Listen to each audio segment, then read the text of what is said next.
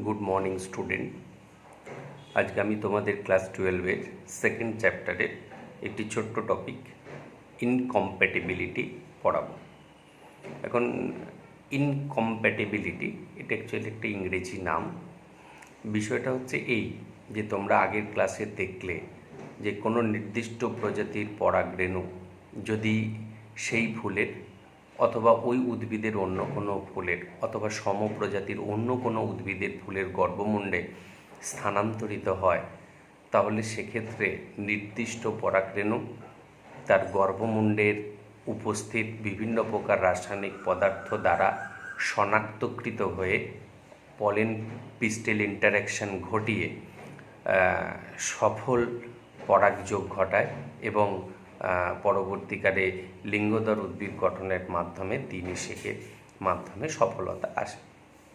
কিন্তু অনেক ক্ষেত্রে দেখা গেছে যে কোনো নির্দিষ্ট প্রজাতির উভয়লিঙ্গ ফুলের পরাগরেণু সেই ফুলের গর্ভমুণ্ডে অথবা কোনো একটি ফুলের পরাগরেণু ওই গাছের অপর কোনো ফুলের গর্ভমুণ্ডে অথবা সমপ্রজাতির দুটো ভিন্ন উদ্ভিদের ফুলের মধ্যে পরাগযোগ ঘটলেও অনেক ক্ষেত্রে পরাগযোগের সফলতা আসছে না। অর্থাৎ একই ফুলের মধ্যে বা একই উদ্ভিদের দুটো ফুলের মধ্যে অথবা একই প্রজাতির দুটো ভিন্ন উদ্ভিদের ফুলের মধ্যে পরাগযোগ সফল হওয়ার কথা, সঠিকভাবে পোলেন পিস্টিল ইন্টারাকশন ঘটার মাধ্যমে দিনিশেক ঘটা এবং পরবর্তী ক্ষেত্রে ফল এবং বীজ উৎপাদন হওয়ার কথা, যদি কোনো কারণে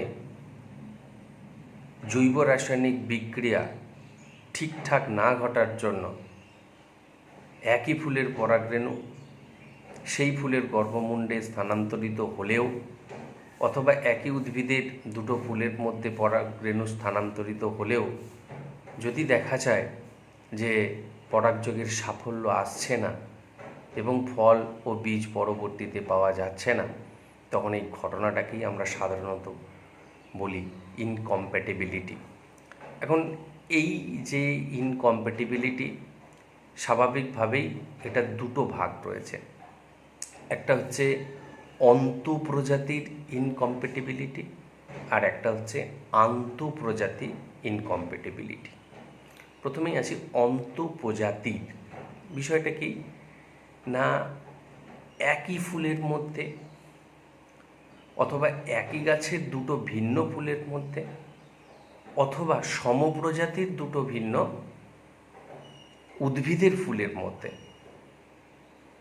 যদি পরাগযোগ ঘটার পরও সফলতা না আসে, অর্থাৎ ইনকম্প্যাটিবিলিটি দেখায়, তখন তাকে আমরা বলবো অন্তঃপ্রজাতির ইনকম্প্যাটিবিলিটি বা ইন্ট্রা স্পেসিফিক ইনকম্প্যাটিবিলিটি। আর যদি দেখা যায় যে দুটো ভিন্ন প্রজাতি দুটোই আলাদা, তাহলে সেক্ষেত্রে সাধারণত ইনকম্প্যাটিবিলিটি হওয়াই কাম্য। দুটো ভিন্ন প্রজাতির উদ্ভিদের মধ্যে যদি পরাগযোগ ঘটে এবং তখন সেক্ষেত্রে যদি ইনকম্প্যাটিবিলিটি আসে, তখন তাকে আমরা বলি আন্তঃপ্রজাতি ইনকম্প্যাটিবিলিটি বা ইন্টার স্পেসিফিক ইনকম্প্যাটিবিলিটি। এখন অন্তঃপ্রজাতির যে ইনকম্প্যাটিবিলিটি, তার আবার দুটো ক্যাটেগরি রয়েছে। একটাকে বলা হয় গ্যামেটোফাইটিক ইনকম্প্যাটিবিলিটি আর একটাকে বলা হয় স্পোরোফাইটিক ইনকম্প্যাটিবিলিটি।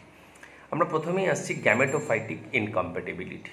জিনিসটা কি না, এক্ষেত্রে খেয়াল রাখতে হবে পরাগরেণুর মধ্যে যে জিনোটাইপ রয়েছে, অর্থাৎ পরাগরেণু হ্যাপ্লয়েড, তার মধ্যে যে ক্রোমোজোম এবং জিনগুলি রয়েছে, সেই জিন দ্বারা এই ধরনের ইনকম্প্যাটিবিলিটি ঘটে। কীরকম না, পরাগরেণুর যে জিনোটাইপ তার মধ্যে এক প্রকার বিশেষ জিন থাকে যেটাকে আমরা ক্যাপিটাল এস দিয়ে চিহ্নিত করি। এর একাধিক অ্যালিল থাকতে পারে, সেগুলোকে আমরা S1, S2, S3, S4, S5 দিয়ে আমরা চিহ্নিত করি। আবার গর্ভমুণ্ডের যে ডিপ্লয়েড কোষ গর্ভমুণ্ডের সমস্ত কোষই ডিপ্লয়েড, কারণ স্পোরোফাইটিক বা রেণু ধারণ করে। তো এই গর্ভমুণ্ডের ডিপ্লয়েড কোষের মধ্যেও ক্রোমোজোম রয়েছে, জিন রয়েছে, সেখানেও ওই একই জিন থাকে, যাকে আমরা এস দিয়ে চিহ্নিত করি। তার একাধিক অ্যালিল থাকে, S1, S2, S3, S4, S5, S6 ইত্যাদি।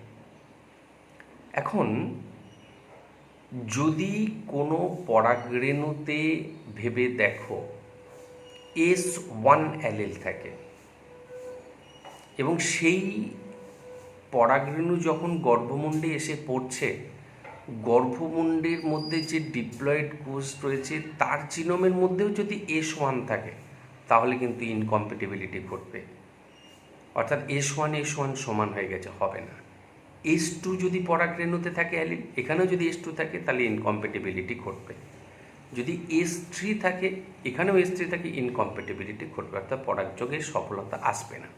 তাহলে কি হতে হবে না, পরাগরেণুর মধ্যে যদি অ্যালিল S1 হয় আর গর্ভমুণ্ডের ডিপ্লয়েড কোষের মধ্যে অ্যালিল যদি S1 ছাড়া বাকিরা হয়, মানে S2, S3, S4 হয়, তাহলে কিন্তু পরাগযোগ ঘটে যাবে। বিষয়টা এরকম, অর্থাৎ পরাগরেণুর মধ্যে এস জিনের যে অ্যালিল থাকবে, গর্ভমুণ্ডের ডিপ্লয়েড কোষের জিনোমের মধ্যে সেই অ্যালিল থাকা চলবে না। যদি থাকে তাহলেই এই ধরনের ইনকম্প্যাটিবিলিটি ঘটে। এটাকেই আমরা গ্যামেটোফাইটিক ইনকম্প্যাটিবিলিটি বলতে পারি। লিলিয়েসি, সোলানেসি, পোয়েসি, সাইফারেসি, এরকম কিছু উদ্ভিদ গোত্র রয়েছে, বেশিরভাগ ঘাসেরা রয়েছে, আলু রয়েছে, আমাদের টমেটো রয়েছে, লঙ্কা রয়েছে। এই সমস্ত উদ্ভিদগুলোর ক্ষেত্রে এই গ্যামেটোফাইটিক ইনকম্প্যাটিবিলিটি দেখা যায়। আর একটা যে ক্যাটেগরি স্পোরোফাইটিক ইনকম্প্যাটিবিলিটি, সেটা একটু অন্যরকম। এক্ষেত্রে পরাগরেণুর মধ্যে যে জিনোম সেটা দ্বারা না, কারণ মাইক্রোস্পোরাঞ্জিয়ামের মধ্যে যখন রেণু ধারণ কলা থেকে পরাগরেণুর সৃষ্টি হয়, নিউসেলাস টিস্যু মনে রাখবে, সেই নিউসেলাস টিস্যুর যে জিনোম, সেই জিনোম অনেক সময় পরাগরেণুর মধ্যে থাকে এবং সেই জিনোমের মধ্যেও আমাদের এই এস জিন থাকে। এক্ষেত্রেও তার একাধিক অ্যালিল থাকে, S1, S2, S3, S4 ইত্যাদি। এবং এই ধরনের পরাগরেণু যখন গর্ভমুণ্ডে স্থানান্তরিত হয়, এখানেও সেই গর্ভমুণ্ডের ডিপ্লয়েড কোষের জিনোমের মধ্যে S1, S2, S3 এই অ্যালিলরা থাকে। আগের মতো এখানেও ওর যদি S1 থাকে পরাগরেণুতে, এখানে S1 থাকলে ইনকম্প্যাটিবিলিটি দেখাবে। ওর S2 থাকলে এখানেও S2 থাকবে, ইনকম্প্যাটিবিলিটি, অর্থাৎ সমজাতীয় অ্যালিল হলে ইনকম্প্যাটিবিলিটি দেখাবে।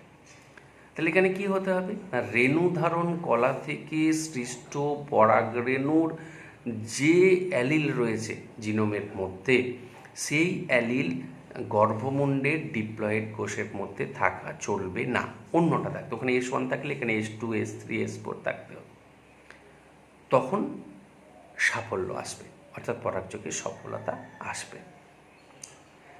কিন্তু যদি সেম হয়ে যায়, তাহলে কিন্তু এখানে ইনকম্প্যাটিবিলিটি দেখাবে। তোমাদের অনেকেই ক্ষেত্রেই এই গ্যামেটোফাইটিক এবং স্পোরোফাইটিক ইনকম্প্যাটিবিলিটি একটু ঘুলিয়ে গেল, তাই তো?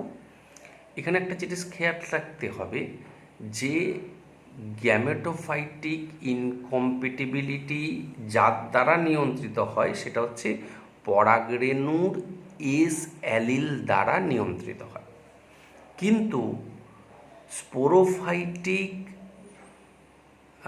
ইনকম্প্যাটিবিলিটির ক্ষেত্রে রেণু ধারণ কলা বা নিউসেলাস টিস্যু থেকে উৎপন্ন এস অ্যালিল দ্বারা নিয়ন্ত্রিত হয়। এটাই পার্থক্য, বাকিটা মোটামুটি সেম।